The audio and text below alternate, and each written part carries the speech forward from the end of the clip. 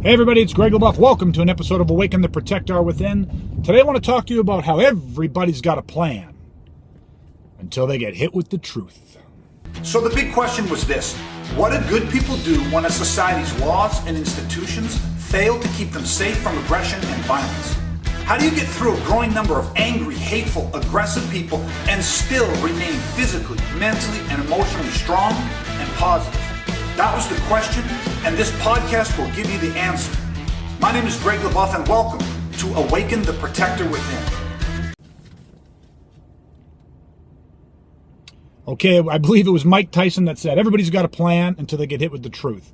Meaning everybody had ideas, everybody studied tape, everybody thought they had a way to beat Tyson in his prime. Everybody thought they could do it. And when they had their plan and when they got in the ring, the second they got hit with the truth, their plan went to hell. Now, what can we pull out of that? Every person that I meet has a plan.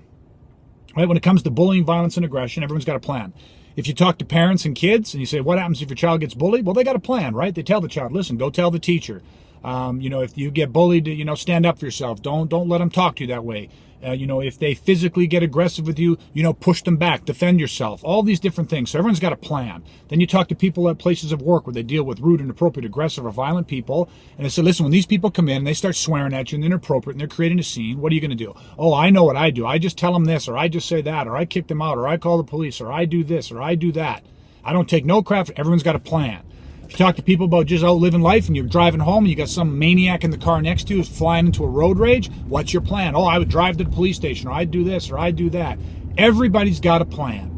But guess what? For 99% of people, the second they get hit with the truth, the second they feel the powerful, and it's a wide range, but the powerful emotions that come with conflict, when they feel the anger, when they feel the fear, when they feel the anxiety, when they feel the stress, when they feel the humiliation, when they feel like there's a scene and everybody's staring at them, when they feel all of these different emotions, very powerful emotions, okay, guess what happens to that plan? Plan goes to hell. Okay, I'm going to tell you something. Here's what happens. There's one of three things that happens to most people in confrontation or conflict. And again, remember, I don't care if we're talking kids and bullying. I don't care if we're talking about adults in the workplace. I don't care if we're talking about a road rage as you drive home. People will overreact, underreact, or they will freeze and do nothing. Now, this is not because these people are broken. This is not because these people are stupid. This is not because these people don't know what to do. It is because of what I talked about in my last podcast. They experienced the fear spike.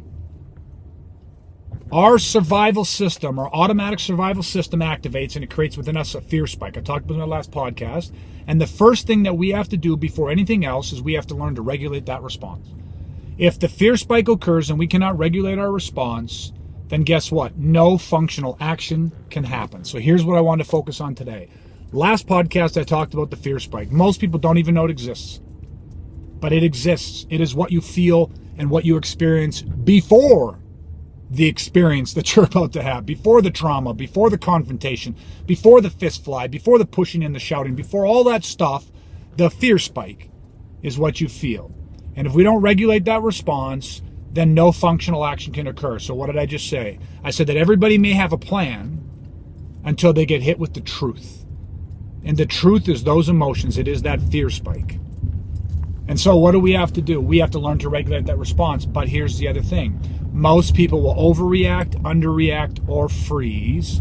And the reason that happens is not because they didn't have a plan, but because their plan just made contact with the enemy. In the military and in law enforcement, they have a saying, and that is that no plan survives contact with the enemy. Everybody's got a plan till they get hit with the truth. Do you start to see the commonality? When you can start to find commonalities in things, you're finding or what you're cueing in on is what we call the immutable concepts of this world. No plan survives contact with the enemy. Everybody's got a plan till they get hit with the truth. So I wanted to share this with you today. Why? Because we're really driving this home. This is the thing that people are missing. One, there is going to be a fear spike. It's going to happen. Fear throttles everything in our life. You're not broken. You're not abnormal. You're not weak. It is exactly what happens to all of us. a certain amount of fear is a good thing for us. Okay, but too much fear, if we can't regulate the fear spike, that's when we lose control. And I want you to know that your plan, that plan that you have, will not survive contact with the enemy unless it has been viscerally conditioned into you. Viscerally conditioned into you. Because there's the solution. So not only do you have to understand exactly, you've got to understand the science of what goes on in your body, what these emotions create in you. Because just to know that you're going to experience some fear or have these intense emotions is not enough. You've got to understand what those emotions trigger in you biochemically, psychologically. Okay, that's the whole fear spike stuff. Then you must have the tools to learn how to regulate that. And that comes through practice. You actually have to expose yourself to stimulus that actually activates that fear spike in you. That's what we do in training. That is the operant conditioning. So that way you can be exposed to stimulus in a controlled manner, and then you can actually learn to use those tools, exercise those tools, and the mindset and the control, and now all of a sudden, the fear spike, you know how to regulate it. Not in theory. You don't understand the tools that are involved in it. You actually have done it. Been there, done that, hundreds if not thousands of times. So guess what? Now you have a different level of confidence because you know, not because somebody told you what to do, you know because you've been there, done that. You have experience that the fear spike will come and you'll regulate the response. Now functional action comes. Now what I want, how do we prevent ourselves from overreacting, underreacting, or freezing? Maybe even before I go into this, let me just add one thing. Have you ever been in a situation where somebody come at you, was rude to you, inappropriate, maybe even aggressive towards you, and you sat there and you did nothing? 2 minutes after they stopped talking and they walked away, you got angry. And you were like, why the hell did I not say anything? And then you have a list. Next time I'm going to say this. Matter of fact, you go looking, oh, son of a bitch, if I find him, I'm going to say this and I'm going to say that. All of a sudden, you know everything you should say, but you're sitting there kicking yourself going, why didn't I? That was an underreaction. Hell, that might even been you freezing a little bit. Why? Because you got hit with a startle response. You didn't expect it. 9 out of 10 times because they come out of nowhere. You weren't anticipating that. You weren't expecting it. You weren't primed for it. And so guess what?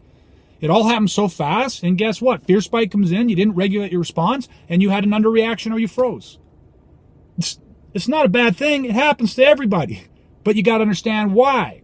Or have you ever had a situation where somebody come in, maybe they're in a bad mood, they say something, and then all of a sudden you have a dramatic and gross overreaction. You blow it. You lose your mind so much so that right after you have some regret.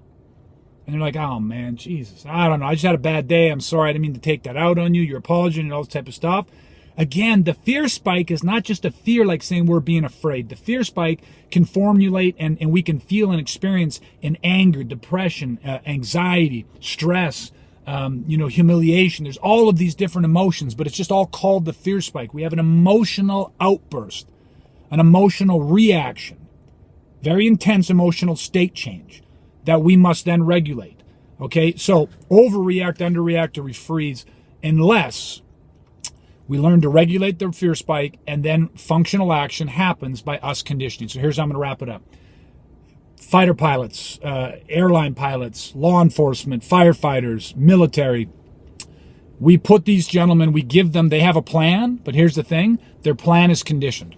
They're put in, pilots are put in flight simulators, force on force for law enforcement, military, burn houses, flame houses or fire houses for firefighters. It's like they get put into stressful situations. Why?